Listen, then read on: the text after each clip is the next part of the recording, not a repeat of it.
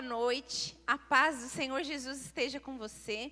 Para quem não me conhece, eu sou a pastora Cris, casada com o pastor Jean, mãe do Cauã, que esteve aqui agora há pouco fazendo dízimo, e da Lolô, que estava cantando ali. E que bênção poder estar aqui nessa noite. Estava meditando sobre esse feriado, como o pastor falou, de carnaval. Um feriado uma cultura tão forte no nosso país, infelizmente, um feriado que celebra, né, a festa da carne. Tudo aquilo que a carne tem, todas as suas concupiscências, como a Bíblia diz. E o interessante é que a Bíblia diz que é para a gente andar no espírito e não na carne. E essa festa, ela celebra justamente o contrário do que aquilo que a palavra fala. Então, glórias a Deus, porque você escolheu estar aqui nessa noite. Ao invés de estar numa festa de carnaval, ao invés de estar numa rua, celebrando essa festa do mundo tão terrível, né, nos nossos dias. Glórias a Deus pela sua vida, amém? Então eu quero compartilhar uma palavra com você nessa noite, que tem como título, o Deus das novas oportunidades. Olha para a pessoa que está do seu lado e fala assim para ela, Deus nos dá novas oportunidades. Glórias a Deus por isso. Ele nos dá novas oportunidades todos os dias. E eu quero convidar você a abrir sua Bíblia lá no livro de Lamentações. Como o Cauã disse, quero encorajar você a trazer tua Bíblia. Traga a sua Bíblia. Se você vem no culto, pega a sua Bíblia que está lá dentro da gaveta, provavelmente empoeirada, né, provavelmente lá guardada há tanto tempo. Não tenha uma Bíblia numa gaveta, queridos. É um pecado ter uma Bíblia dentro de uma gaveta. Uma Bíblia que não é aberta, não é lida, é o manual da vida, né? Então, eu quero convidar você a abrir lá no livro de Lamentações, no capítulo 3, nos versículos 22 e 23. Eu gostaria que você deixasse aberto a Bíblia nesse capítulo, tá? Deixasse nessa passagem que nós vamos trabalhar bastante nesta noite a palavra em cima dessa passagem bíblica. Lamentações 3, 22 e 23. Isso. A palavra diz assim: graças ao grande amor do Senhor é que não somos consumidos, pois as suas misericórdias são inesgotáveis, renovam-se a cada manhã, grande é a tua fidelidade. Gente, que passagem bíblica linda, até poética, né? Quando a gente olha para essa passagem bíblica, o nosso coração se enche de fé, de esperança, de amor, porque o nosso Deus, ele é um Deus especialista em novos começos. O nosso Deus, ele sabe como alcançar os nossos corações, como curar a nossa ferida e muitas vezes como reacender a nossa fé. Quantas vezes a nossa fé parece que está murchando dentro de nós, não é mesmo? Quantas vezes a gente precisa que alguém venha e ore pela gente, venha e fale uma palavra de ânimo. Quantas vezes nós precisamos reacender a nossa fé dentro de nós. E o nosso Deus, ele é especialista nisso. Mas esse versículo que nós acabamos de ler, por isso que eu pedi para você deixar aberto, ele não está dentro de um contexto de uma pessoa que estava num momento bom da vida. Talvez você olhe para esse versículo, quero convidar você a dar uma olhada boa nele aí, o 22 e o 23. E talvez quando você olha para ele, você pensa, nossa, acho que essa pessoa que escreveu essa passagem bíblica estava num momento bom.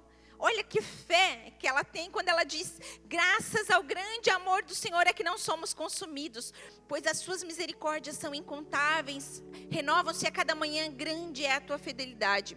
O contexto do livro de Lamentações e desse autor, ele escreve depois de uma grande destruição que Jerusalém passou. Então, esse homem que escreveu essa passagem bíblica, ele escreveu depois que Nabucodonosor II, ele invade a cidade de Jerusalém e ele destrói o templo. Sabe qual templo? O templo de Salomão. A Bíblia diz que foram construídos 2 templos, mas o templo de Salomão foi o primeiro templo. E o templo de Salomão, ele representava a fé do povo de Deus. Era ali que eles faziam os cultos a Deus, os sacrifícios. Tudo girava em torno daquele templo. Mas no livro de Lamentações está descrevendo um tempo onde tudo aquilo foi levado a ruínas. E a Bíblia diz que o povo foi levado como escravo ao exílio. E lá no exílio, o povo ficou por 70 anos. 70 anos de uma devastação nacional, de um sofrimento extremo daquele povo, fome, violência, crises espirituais, um tempo terrível. Porém, a Bíblia diz que esse tempo serviu como disciplina do Senhor. Olha para a pessoa que está do teu lado e diz assim: o Senhor disciplina quem ama. Queridos, Deus usou esse período de 70 anos para disciplinar o seu povo. E você vai entender um pouco mais para frente. Dessa disciplina, o Senhor queria trazer purificação para o seu povo, preparação e restauração. Porque, infelizmente, nesse tempo, o povo havia se perdido de Deus. Muito parecido como essa época que nós estamos vivendo agora do ano, onde muitos cristãos que estão dentro de igrejas, muitas vezes hoje estão lá nas festas, postando. Antigamente o crente fazia até as coisas escondidas. Hoje posta no Instagram, né? Ah, tô aqui. Que triste, né? E o povo estava vivendo esse tempo aqui. Um tempo muito parecido com o que a gente vê hoje nos nossos dias. Mas o profeta, ele vê no meio daquela dor, do exílio, no meio de escravidão, no meio de um tempo tão terrível. Quantos de nós passamos por momentos terríveis na nossa vida? Momentos onde a gente acha que não vai passar, que nada vai acontecer, que as coisas não estão mudando. Esse profeta, ele diz lá no 21, né? Quero trazer à minha memória o que pode me dar esperança. Eu sempre uso esse versículo na minha vida. Quando eu estou passando por um momento de dificuldade, de crise, ansiedade, né? Os nossos dias, eles são reflexos de ansiedades. Então, nós temos que guardar o nosso coração. E eu sempre declaro isso aqui que a Bíblia fala. Trago à minha memória aquilo que me traz esperança. Aqui no versículo 22 e 23, então, surge esperança em meio à crise. Esperança em meio à crise. Então, eu queria perguntar para você. Talvez existem memórias hoje na sua vida que impedem você de enxergar a vida com esperança. A vida sob a ótica de Deus. Talvez a crise, um momento difícil, um momento onde você não gostaria de estar vivendo, com pressões, opressões. Talvez você tenha vivido um tempo onde você se sente sozinho, onde há um vazio no seu coração. Eu quero te perguntar, você tem perdido a esperança? Talvez perdas, ruínas. Como reagimos quando algo que consideramos seguro e valioso se perde? Como que você reage? Quando você perde algo que você tinha aquilo como segurança. Por exemplo, você está num trabalho há anos, você é demitido. Como que você reage diante de uma demissão? Como você reage quando você perde algo que você tinha grande expectativa? Quando você passa por um momento de derrota? Qual é a nossa atitude diante das adversidades? Talvez diante de uma responsabilidade, erro. Sabe, ali o livro fala sobre o arrependimento e as consequências. Esse povo foi parar no exílio porque foi um povo que se desviou dos caminhos de Deus. Foi um povo que andou segundo o seu próprio conhecimento. Foi um povo que quebrou com a aliança que Deus tinha feito. Por isso que vem esse tempo difícil, esse tempo de crise. Sabe, nos nossos dias não é muito diferente. Nós vivemos num país bem complicado, né? Ultimamente, politicamente falando, com relação a valores. Tantas coisas têm se perdido e Deus chama o seu povo para olhar para a sua palavra e andar segundo a sua palavra. Andar segundo as veredas desta palavra, que traz vida, alinhamento para a nossa vida, que traz alinhamento para a nossa casa, para a nossa família, para os nossos filhos. Então, esperança em tempos de dificuldade, em tempos de sofrimento, é um desafio que o cristão precisa viver. Talvez em momentos de crise pessoal, é o momento onde nós somos mais tentados a desistir, a desanimar, a parar, a olhar para as pessoas e achar que talvez no outro possa estar a solução. Mas o Senhor nos chama para olhar para Ele. Hoje, como que nós buscamos conexão com Deus quando estamos com a espiritualidade fraca? Como que nós buscamos? Será que nós duvidamos? Será que Deus me ama mesmo? Por que isso? Tão injusto comigo, tanta gente pior. Eu vou na igreja, eu faço as coisas, tento fazer as coisas certas. Por que que isso me aconteceu? Como que a gente se conecta com Deus? Será que só quando nós estamos no chão? Ou nós escolhemos nos levantar diante das adversidades? Nos erguer e dizer, Senhor, reconhecer muitas vezes, porque foi o que aconteceu com esse povo, eles precisaram reconhecer aquilo que eles estavam vivendo. Então eu quero colocar aqui alguns pontos para você. Por que o povo de Deus foi parar no exílio? Lembrando que o exílio é a escravidão. E isso fazendo um paralelo com as nossas vidas. Por que que às vezes nós vamos parar em algumas prisões emocionais, talvez financeira, talvez pessoal, talvez no casamento? Então eu queria que você pensasse aí e aplicasse isso à sua vida. Então, o primeiro motivo que o povo foi parar lá no exílio e virou escravo dos babilônicos por 70 anos, o primeiro motivo foi o motivo espiritual. Foi a quebra da aliança. Sabe, Deus, ele estabelece uma aliança com Israel. Quando Deus faz uma aliança com Abraão, ele faz uma aliança com aquele povo também. E é a mesma coisa com a gente. Quando a gente faz uma aliança com Deus, a nossa família também está debaixo dessa aliança. Está debaixo da bênção que a aliança proporciona. Mas o povo, quando Deus fez essa aliança, ele deixou algumas instruções. Tipo a gente, quando é pai e mãe, instrui os filhos. Deus falou assim, olha, se vocês andarem em obediência, vocês vão receber das bênçãos. Mas, se vocês andarem em desobediência, vocês vão experimentar da disciplina. Não é assim com as crianças? A gente não fala, olha, obedeça. Para quem é bons pais, um bom pai e uma boa mãe quer corrigir seus filhos? Quer corrigir com a varinha? Cada um corrige, da forma que entende que é o melhor. Mas a gente não quer corrigir os filhos. A gente quer que eles se deem bem. Mas o que a gente espera deles? Obediência. Porque a obediência leva para um caminho de bênção, para um caminho seguro, para um caminho onde o nosso filho vai usufruir de um crescimento, onde ele vai ter tudo o que ele precisa. Porém, se ele desobedece, queridos, com Deus não é diferente. Por isso que Deus deixou a Bíblia. E Deus diz, eis que ponho diante de vós 2 caminhos, o da bênção e da maldição. Escolhe, pois, o da bênção. Sabe, e essa passagem bíblica, ela nos mostra que ainda hoje nós podemos trocar o nosso Deus por tantas coisas. Aqui a Bíblia diz que o povo adorou outros deuses, se prostituiu com outros deuses. E o Deus mais forte dessa época aqui era Baal. Era um falso Deus. E a Bíblia diz que Deus ficou muito chateado com isso, porque o povo, ele misturou as práticas pagãs com o culto a Deus. O povo profanou o templo onde era um lugar sagrado, onde as pessoas iam para fazer suas orações, seus sacrifícios e buscarem a presença de Deus. Aquele lugar foi corrompido. Hoje não existe mais um templo físico, mas a Bíblia diz que nós somos o templo do Espírito Santo.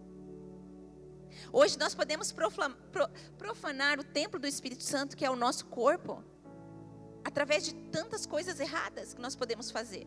O carnaval é a exposição da profanação do templo, que é o Espírito, que é o nosso corpo. Quantos que estão lá que talvez tiveram uma experiência com Deus? Estava vendo um vídeo ontem que o pessoal estava denunciando, porque as pessoas estavam lá indo lá fazer xixi. Tipo assim, na rua, iam lá e faziam xixi em qualquer parte, e no meio da rua, tá? Baixava as calças e faziam. E você olha para aquilo e você fala, meu Deus, que cegueira. Quando você olha para a Bíblia, você não vê muita diferença. Se você conhecer a palavra de Deus, você vai ver que não tem muita diferença desse contexto aqui para o contexto que nós estamos vivendo hoje. As pessoas usam roupas que expõem o templo do Espírito Santo, que é o seu corpo. E infelizmente, quantos crentes, porque crente é todo aquele que crê, se expõe a esse tipo de coisa. Deuteronômio 11, do 13 ao 14, diz assim: portanto, se vocês obedecerem fielmente os mandamentos que hoje lhes dou, amando o Senhor seu Deus e servindo-o de todo o coração, de toda a sua alma, então, no devido tempo, enviarei a chuva sobre a sua terra, chuva de outono e de primavera, para que vocês recolham o seu cereal e tenham vinho novo e azeite. Deus não se cansa de nos oferecer um novo começo, mesmo quando falhamos. Se você conhecer a história da Bíblia, especialmente no Antigo Testamento, você vai ver que o povo errava, se afastava de Deus, Deus ia, corrigia, o povo se arrependia, voltava para os seus caminhos de novo, para os caminhos de Deus, e de novo o povo se perdia. Gente, hoje nos nossos dias não é diferente. Quantas pessoas, às vezes Deus precisa aplicar a varinha da disciplina, precisa permitir que coisas ruins aconteçam, precisa permitir que as pessoas se percam. Sabe, a Bíblia diz que Deus usou o povo babilônico para corrigir o povo dele. Deus usou. Deus fez eles irem lá fazer aquela maldade, levar o povo como escravo? Não, mas Deus permitiu. E tem momentos na nossa vida que Deus vai permitir algumas coisas, se nós não nos alinharmos. Como um bom pai, Deus vai precisar às vezes usar a varinha conosco. Eu tenho minha oração com Deus, eu falo: Deus, não precisa nem pegar a varinha, só me mostra o que está errado, porque eu já quero corrigir. Gente, a correção de Deus é por amor. É por amor a nós. Que áreas da sua vida talvez está precisando de reconciliação com Deus? Que áreas da sua vida você está precisando se reconciliar com Deus? Talvez você está aqui nessa noite e você pensa: nossa, eu acho que eu tenho passado por algumas lutas, algumas dificuldades, algumas repetições de ciclo. Que áreas da sua vida você precisa se reconciliar com Deus? Então, o primeiro motivo dessa correção sobre esse povo foi o motivo espiritual. O povo se perdeu de Deus e começou a adorar outros deuses e fazer outros cultos a outros deuses pagãos que não era o Deus de Israel. O segundo motivo foi a moral, a injustiça social. O povo de Deus, tá? Não estou falando aqui do povo do mundo. Estou falando do povo de Deus. O povo de Deus começou com exploração dos pobres, corrupção entre os líderes, violência, hipocrisia religiosa. Sabe o que é a hipocrisia religiosa? É falar aquilo que a palavra fala, saber o que a palavra fala, mas não praticar ela. Viver uma hipocrisia, viver longe daquilo que a palavra fala. A boca fala, mas as atitudes não falam. Assim viviam muitos mestres da lei, aqueles que crucificaram Jesus. Então, se nós estamos aqui, nós precisamos viver uma justiça social, moral, adequada diante de Deus. Nós precisamos nos posicionar como cristãos, lá fora, lá no trânsito, lá no mercado, lá na nossa casa, com as pessoas que estão ao nosso redor. Porque senão é vazio, é vão, é religioso. O problema não era apenas religioso, mas era ético também. Isaías 1,17 fala assim: aprendam a fazer o bem e busquem a justiça, acabem com a opressão e defendam o direito dos órfãos, pleiteiem a causa das viúvas. Nosso recomeço não depende das circunstâncias, mas do caráter de um Deus misericordioso. Deixa eu dizer para você, se você falhou em alguma área da sua vida ou tem falhado, Deus, Ele é misericordioso para te receber, para te reconciliar. Deus, Ele não quer usar a varinha, assim como a gente não quer usar a varinha com os nossos filhos de correção. Deus também não quer permitir que a gente passe por alguns vales. Sabe, existem alguns momentos na nossa vida que a gente passa por algumas dificuldades, que a gente pensa: é o diabo, é as pessoas, é o meu patrão, é o meu funcionário, é o fulano, é o ciclano, é a minha esposa, é meus filhos. Não. Muitas vezes é a correção de Deus vindo sobre a nossa vida para nos alinhar, para que a gente não se perca da vontade dEle. Então, existem atitudes ou escolhas hoje que você precisa voltar a andar em justiça. Talvez você tenha andado em injustiça em alguma área da sua vida. E eu não sei, mas você sabe. Eu lendo, me expondo essa palavra, eu falei: Senhor, Eu quero ser justa diante dos teus olhos. E eu fiz uma oração e eu fiquei ali, meditando. Porque a gente precisa meditar. Será que nós temos andado alinhado em todas as áreas? Será que a gente é justo quando a gente pega alguma coisa emprestada? Será que a gente devolve? Será que a gente é justo em pagar aquilo que a gente deve? Será que a gente é justo em honrar os nossos pais, o nosso patrão? Sabe, o pastor, quando estava na escola ali, muitas vezes eu ia lá buscar ele no final da aula. E quando eu chegava lá, ele sempre fazia questão de desligar todas as luzes da quadra, olhar, ver se os banheiros estavam certinhos, dar a descarga, deixar tudo certinho. Porque ele dizia, essa é a minha sala aqui na escola. E quando eu estou fazendo isso, primeiro eu estou honrando a Deus e depois as minhas patroas. Será que a gente honra o lugar que a gente está? Tipo o nosso trabalho? A forma como a gente trabalha honra o nosso patrão? Sabe, quando a gente faz as coisas como para o Senhor, a gente está honrando o Senhor, então nós temos que agir com justiça. E esse povo não estava agindo com justiça. Por isso, vem a correção de Deus. E o terceiro e último motivo aqui é o motivo político, O povo, ele teve decisões desastrosas. Por isso que o povo babilônico veio e prendeu e tornou o povo de Deus escravo. Às vezes a gente tem algumas decisões na nossa vida que nos levam para alguns caminhos que a gente se estrupia na vida. A gente se quebra na vida. E não foi Deus que colocou a gente naquele caminho. Foi as nossas escolhas. As nossas decisões. Às vezes as nossas ambições. Às vezes a nossa falta de dobrar os nossos joelhos e perguntar ao Senhor se aquela era a direção. Alianças instáveis. Às vezes a gente faz alianças com pessoas e aquelas alianças não são boas. E o fruto não é bom e a consequência não é boa. Sabe, o resultado desses motivos todos faz Jerusalém então ser destruída. Uma cidade que era um símbolo de fé. E o povo é espalhado pela terra. Salmo 146, 3 diz assim, não se confie em príncipe ou em filho do homem, que não pode salvar. Não devemos colocar nossa dependência em homens. Por isso que precisamos andar alinhados com o Senhor. Depender de Deus sempre produz segurança na nossa vida, mesmo quando tudo ao redor desmorona.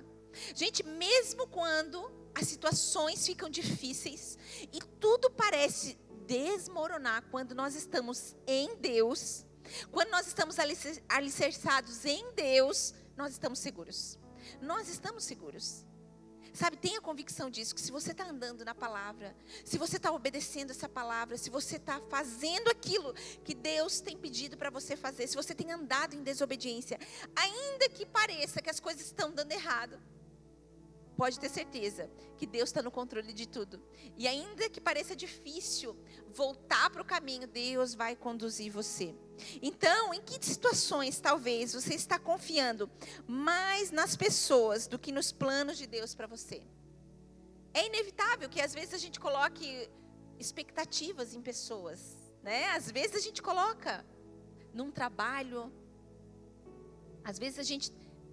de amizades, de meios onde nós estamos. Mas o Senhor nos convida nessa noite a olhar para Ele. A nossa confiança primeiro tem que estar nele. A nossa fé primeiro tem que estar nele. A nossa expectativa primeiro tem que estar nele. E esse povo, gente, mesmo depois de tendo passado por isso, a palavra diz que Deus não os abandonou. Deus não os abandonou. Os olhos de Deus estavam sobre aquele povo. Ainda que eles estavam lá presos naquele lugar tão terrível que Deus não planejou para eles estarem. A Bíblia diz que Deus continuava tendo uma aliança com eles. Olha isso, mesmo quando às vezes a gente abandona Deus, quando a gente deixa Deus em segundo plano, quando a gente deixa Deus de lado, Deus não abandona. Deus continua sendo bom. O livro de Lamentações traz uma mensagem de esperança, apesar do caos. Você tem vivido um caos, talvez, aqui dentro, emocional, em alguns momentos da sua vida?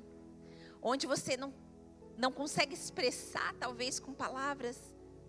Talvez, coisas que as pessoas te falem não tira esses sentimentos. aqui, o livro ele traz uma mensagem de esperança. A Bíblia diz que a misericórdia de Deus é a razão de não sermos consumidos. É por causa da misericórdia de Deus. Lamentações 3:22 fala: as misericórdias do Senhor são a causa de não sermos consumidos, porque as suas misericórdias não têm fim. E você sabia que a disciplina do Senhor é por causa da sua misericórdia? Olha isso. A disciplina de Deus é por causa da misericórdia. Se Ele está nos disciplinando, é porque Ele ama.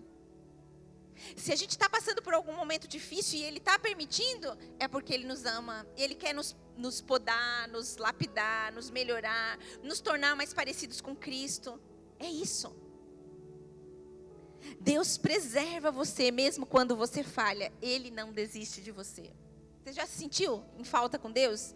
De tipo, meu Deus, eu não sou merecedora. Eu já tive muitos momentos assim. Meu Deus, eu não sou merecedora, Senhor, da Tua graça, da Tua bondade. Eu não sou merecedora do Teu favor. Eu me lembro que uma vez eu estava fazendo algo e eu comecei a reclamar daquilo. E eu já conhecia a palavra, tá? Já conhecia a palavra há muito tempo. E eu comecei a reclamar daquilo que eu estava fazendo. E eu sabia que aquilo que eu estava reclamando não era legal, era pecado reclamar. Mas eu estava reclamando com Deus, estava reclamando. De repente, vem algo inesperado acontece. Algo inesperado acontece comigo. Uma coisa boa.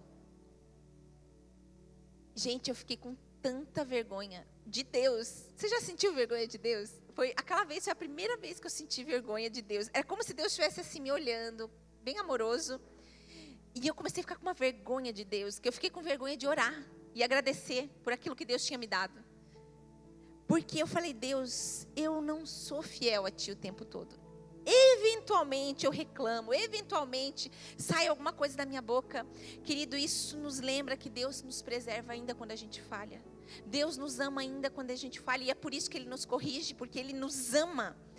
Então, talvez nós precisamos ter mais consciência da misericórdia diária de Deus. Você tem consciência da misericórdia de Deus sobre a sua vida todos os dias? A Bíblia diz que se renova a cada manhã. Todo dia de manhã é como se Deus te desse uma nova página para escrever. Todos os dias. Romanos 5:8 diz: mas Deus prova o seu amor para conosco em Cristo, que morreu por nós, sendo nós ainda pecadores. Quando Jesus morreu por nós, nós não éramos bons. A gente nem é tão bom ainda hoje. Nós não somos dignos da bondade de Deus, da misericórdia de Deus. Quem aqui daria o seu filho para morrer pela pessoa mais bondosa desse mundo? Nenhum de nós. Mas Deus deu o seu filho quando nós ainda não éramos merecedores, quando a gente ainda não era amável. Cada dia é uma nova chance de um recomeço. E eu te pergunto, você está vivendo cada manhã como uma nova oportunidade? Ou você cada manhã acorda, já pensa no que você vai reclamar? Já pensa naquilo que não está bom? Como é que é? Você tem consciência que a cada dia Deus te dá a graça de viver um novo dia? A cada dia Deus te dá a graça da presença dEle para você resolver as questões que você precisa resolver. Para que você seja curado daquilo que você precisa ser curado. Para que você possa ser um bom pai, uma boa mãe, um bom filho. Para que você possa ser um bom profissional, alguém que abençoa as pessoas. Será que você tem vivido? Será que nós temos vivido à altura dessa oportunidade de graça? Talvez o seu casamento está desgastado, mas com a graça de Deus ele pode recomeçar. Hoje, talvez a sua vida espiritual está fria e você está aí sentado e eu estou aqui pregando e você está pensando em um monte de coisa que você tem que fazer amanhã, essa semana. Isso é vida espiritual fria. Isso é falta de fome. E nós precisamos ter uma vida espiritual quente. Sonhos frustrados. Quem nunca teve um sonho frustrado? Sonhou com algo e não deu, não fluiu. Sonhos podem ser reconstruídos. Se não foi daquela maneira, talvez Deus tenha uma maneira melhor. Talvez aquilo lá foi uma escola para você aprender do que não fazer. Supere suas crises pessoais. Assim como o povo se lamentava das suas perdas. Cada pessoa enfrenta as dificuldades da vida de uma maneira. Talvez uma doença, a perda de um emprego, o término de um relacionamento. Sabe, tem gente que passa pelas dificuldades da vida reclamando, murmurando, lambendo as feridas do passado, mas o nosso Deus, Ele é um Deus de recomeço. E esse povo, mesmo depois de tantos anos preso como escravo, a Bíblia diz que eles aprendem o que eles têm que aprender. E até hoje, se você for estudar a história de Israel, depois do exílio, depois desses 70 anos, o povo nunca mais voltou com a idolatria, como eles praticavam antes do exílio. Ou seja, o exílio foi a escola para esse povo se alinhar diante de Deus. Muitas vezes Deus vai permitir umas escolas duras na nossa vida, para que a gente se alinhe com a vontade dEle. Sabe aquele ditado que diz que o ouro ele precisa passar pelo fogo para ele ficar puro e bom, né? Para ele ser vendido? Vai ter momentos na nossa vida que nós vamos passar pelo fogo e vai ser difícil. Mas como que nós vamos passar pelas provas? Cheio de expectativa, de fé, de esperança. Ou reclamando, murmurando, culpando os outros. Sabe, tem momentos na nossa vida que nós precisamos aprender a viver mais conscientes daquilo que Deus está fazendo. Tá difícil? Deus está trabalhando. Tá bom, eu estou celebrando aquilo que Deus está fazendo. Tem muito, glórias a Deus. Tem pouco, Deus está me ensinando no pouco. Nós precisamos viver uma vida mais consciente daquilo que Deus está fazendo. Sabe, nós não podemos viver como crianças em corpo de adulto, mas nós precisamos de Deus. E eu confio em Ti. Deus, eu confio em Ti de todo o meu coração, de toda a minha alma, de todo o meu entendimento. Deus, eu confio em Ti no tempo difícil. Eu confio em Ti, Senhor, quando as coisas dão certo, mas quando elas não dão também. Sabe, Deus, eu acredito que se o Senhor está me permitindo passar por essa dor, essa dificuldade, isso vai me levar, Senhor, a um lugar de fé que eu nunca estive. Sabe, eu e o pastor, nós temos vivido algumas estações da nossa vida já há alguns anos, onde cada estação da minha vida é claro para mim, que é como se fossem escadas. E eu me lembro de 10 anos atrás, nos degraus que eu estava lá embaixo, e como era fácil, como era tranquilo. E hoje eu olho e falo, Deus, como você acredita em mim? Como você acredita em mim? Eu tenho potencial para crescer. Deixa eu dizer para você, você tem potencial para crescer. Você tem potencial para ser tudo aquilo que Deus planejou para que você seja. Mas decida andar alinhado com a vontade de Deus. A fidelidade de Deus é maior que os nossos erros. Então não se culpe se você tem falhado em algumas áreas da sua vida. Não se culpe. Não fique se condenando. Eu não vou conseguir. Eu comecei a ler a Bíblia, mas parei, então agora eu não vou ler mais. Não, continue. Não perca o passo. Que nem o pastor sempre diz, caiu, levanta, sacode a poeira e continua. Porque o inimigo quer ver você lá no chão. Você ofendeu alguém, magoou alguém, vai lá e peça perdão.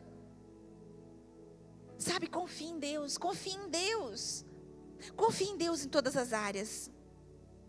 A fidelidade de Deus não depende do nosso passado, mas depende do caráter de Deus. Talvez você fez algumas coisas lá atrás, e você olha para esse passado e você pensa, meu Deus, que terrível. Se alguém souber isso que eu fiz, vai ficar feio para mim. Deus, Ele não olha para o seu passado, Deus olha para o hoje. Deus olha para hoje. Você acredita que Deus pode usar as falhas da sua vida para gerar um bom testemunho? Você sabia que as falhas que você passou lá atrás pode gerar um bom testemunho para contar para alguém? Olha, eu era assim. É aquele ditado que eu sempre digo, né? Que eles falam, né? Crente, tudo que não presta vira crente. Meu Deus, como eu ouvia isso na minha infância. E eu pensava, meu Deus, por que falam isso? Porque é verdade. Quanto mais a gente se sente indigno, quanto mais ruim a gente se sente, mais a gente precisa de Deus. Tem pessoas que se sentem tão boas, que são autossuficientes, mas nós não. Nós precisamos de Deus mesmo. Não sei se com você é assim, mas queridos, se não é Deus na nossa boca, na nossa língua, se não é Deus nos levantar e dar força, a gente desanima fácil, a gente desiste fácil, a gente corre fácil. Se não é Deus, a gente fala mesmo, a gente ofende, a gente mente. A gente precisa de Deus. desesperadamente. Então não olhe para as falhas da sua vida e se limite. Porque você não vive por quem você é, mas você vive por um Deus que tem te transformado, me transformado dia após dia. E é nele que nós depositamos a nossa fé. É nele que nós depositamos a nossa vida. Hoje pode ser um recomeço. Mesmo que você esteja desanimado, se sentindo sobrecarregado, talvez carregando culpa, medo do futuro. Quem nunca teve medo do futuro? Meu Deus, o que vai ser do meu futuro? Talvez você sente que perdeu oportunidades. Perdi oportunidades boas. Você não foi consumido. Você não foi consumido pela ira de Deus. Isso quer dizer que Deus não desistiu de você. Se tudo que você fez e falhou, eu também, até hoje, se nós ainda estamos aqui, é porque Deus não desistiu de nós. É porque Deus ainda continua tendo um bom plano para nós. Deus ainda continua tendo um futuro maravilhoso.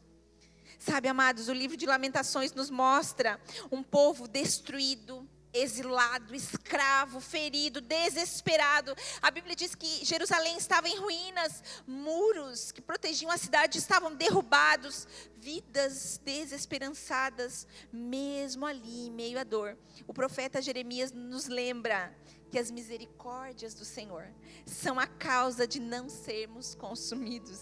Renovam-se a cada manhã e grande é a fidelidade de Deus. Gente, se nós podemos falar palavras como essas no meio de uma dificuldade, no meio de uma dor, no meio de uma tempestade, no meio de uma grande prova, nós vamos conseguir adorar a Deus, louvar a Deus, engrandecer a Deus em qualquer momento da nossa vida.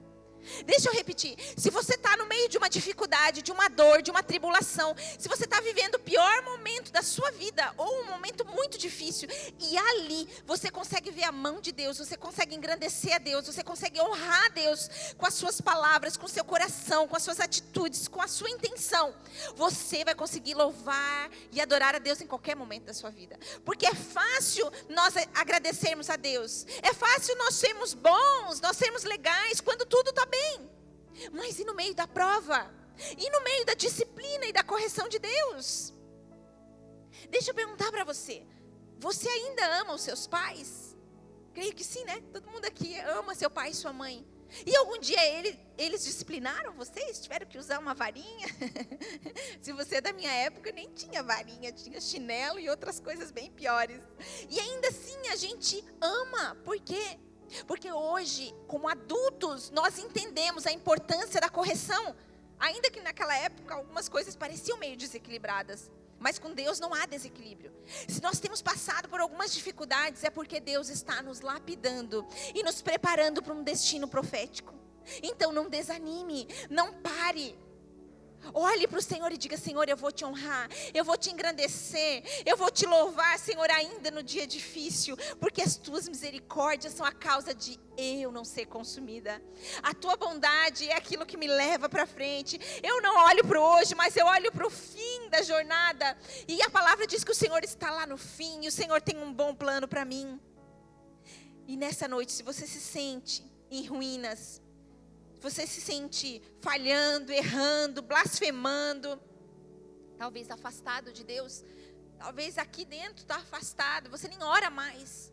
E quando você ora, você nem sente mais a presença de Deus. Já teve momentos da minha vida, queridos, meu Deus, de eu ir ler a palavra e eu não conseguia ler a palavra. E de eu ir orar e eu não conseguia orar. E eu falava: Deus, eu estou aqui, Senhor, me ajuda, Senhor, eu preciso te sentir. Talvez você está seco espiritualmente, talvez não há água dentro de você. E Deus tem da água da vida. Deus não desistiu de você, Deus não desistiu de mim. A maior misericórdia e esperança do mundo não vem de nós e nem do nosso esforço. Se você tem botado suas expectativas nos seus esforços, naquilo que você é bom, não vem daí. Nós somos falhos. A nossa maior expectativa tem que vir dele. A nossa esperança tem que vir dele.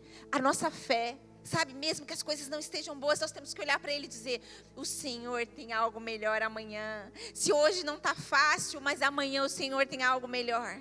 Então nós temos que colocar as nossas expectativas nele.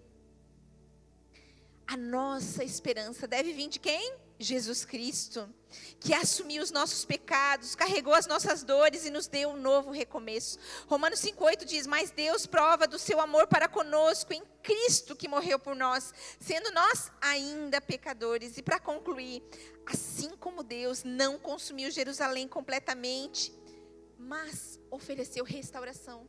Depois de todo aquele período de 70 anos do povo no exílio, o povo aprende a lição, nunca mais se perde adorando outros deuses. Aprendeu a lição. Deixa eu te perguntar, abrir um parênteses aqui. Você tem aprendido as lições que Deus tem te ensinado? Você tem aprendido? Deus está te ensinando algo, Deus está me ensinando algo. E eu falo, Deus me mostra, abre os meus olhos. Depois que o povo, então, aprende a lição, a Bíblia diz que Deus restaura aquele povo. Sabe, Deus restaura.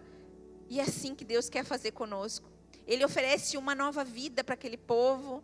Ele oferece perdão e um futuro cheio de esperança. E assim é conosco. Deus nos oferece o seu perdão todos os dias.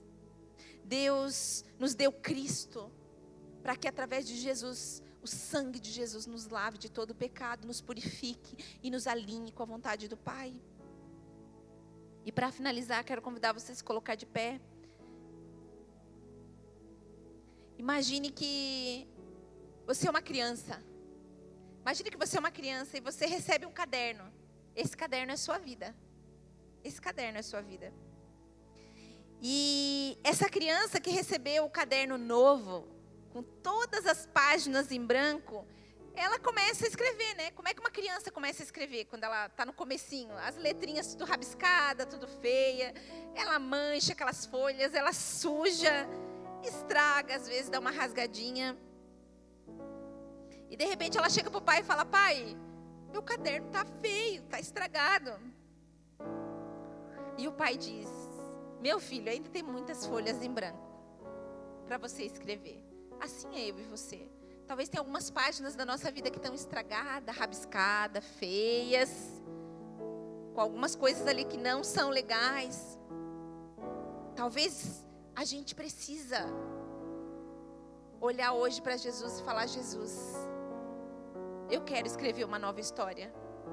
Jesus, eu quero escrever uma nova história contigo. E não importa se você está aqui há 10, 15 anos, se você conhece a Deus há 20 anos, todos os dias nós podemos escrever uma história melhor. A Bíblia fala da estatura do varão perfeito. Há uma estatura. Há um lugar que nós podemos chegar em Deus, onde a história é maravilhosa. Quero convidar você a fechar os teus olhos. E eu quero perguntar para você nessa noite: você está disposta a virar mais uma página na sua vida hoje? Talvez a página da mesmice, do comodismo. Uma vida espiritual automática. Você deseja começar uma nova história com Deus nessa noite? O que você está disposto a abrir mão? Está disposto a abrir mão de 15 minutos do seu tempo para buscar mais a Deus nessa semana? Está disposto a abrir tempo na sua agenda para visitar alguém? Está disposto a mandar uma mensagem para alguém essa semana? Está disposto a ir para a presença de Deus essa semana e dizer: pai, eu estou aqui? Está disposto a abandonar alguns pecados que talvez estão aí na sua vida? Você está disposto, está disposta? Então fale para Deus.